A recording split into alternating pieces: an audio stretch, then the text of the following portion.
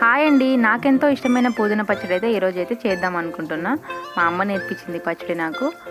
ఆకులు అయితే సపరేట్ చేసిన ఆల్రెడీ. చూడండి, వీటిని అయితే ఫ్రై చేసుకుందాం. కళాయిలో 1 టేబుల్ స్పూన్ నూనె పోసుకొని పుదీనా ఆకులను అయితే నూనెలో వేయించుకుందాం.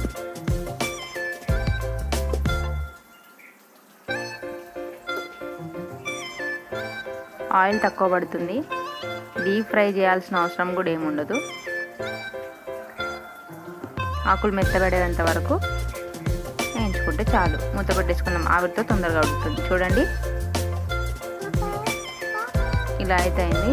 దీని అయితే ఒక ప్లేట్లోకి అయితే తీసుకుందాం. ఇప్పుడు 2 టమాటాలు అయితే నేనైతే తీసుకున్నా. క్వాంటిటీని బట్టి మీ ఇష్టం వచ్చినంత తీసుకోవచ్చు. అదే కడాయిలో అయితే నేనైతే ఫ్రై చేసుకుంటున్నా. చూడండి, ఇవి కూడా మెత్తబడేంత వరకు ఫ్రై చేసుకోవాలి.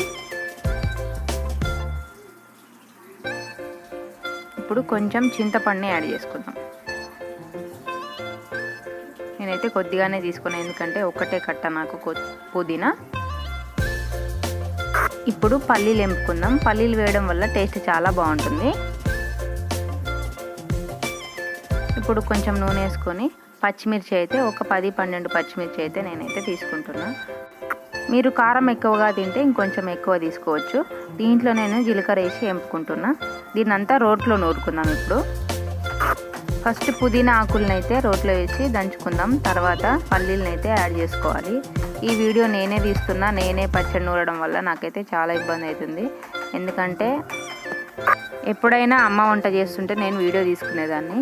ఇప్పుడు నేనే చేస్తున్నా, ఎందుకంటే అమ్మ వేరే పని మీద ఉంది. దీన్ని అయితే పక్కకు తీసుకుందాం. దీన్ని ఇప్పుడు పక్కకు తీసుకున్న తర్వాత పచ్చిమిర్చి, టమాటాలు, వెల్లుల్లిపాయలు, పసుపు, ఉప్పు.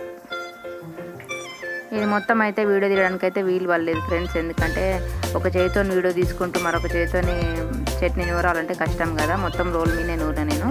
అందుకే లాస్ట్ అయితే మీకు నూరిని అయితే చూపిస్తున్నా. చూడండి, ఇప్పుడు చిన్న కడాయి తీసుకొని దాంట్లో 2 టేబుల్ స్పూన్ ఆయిల్, కొద్దిగా జీలకర్ర, మినప్పప్పు, కరివేపాకు,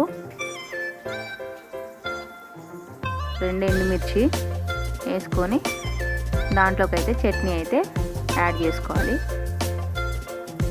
చూడండి ఫ్రెండ్స్, ఎంతో టేస్టీగా ఉండే పుదీనా పచ్చడి రెడీ. నా వీడియో కనుక మీకు నచ్చినట్లయితే లైక్ చేయండి, షేర్ చేయండి, సబ్స్క్రైబ్ చేయండి.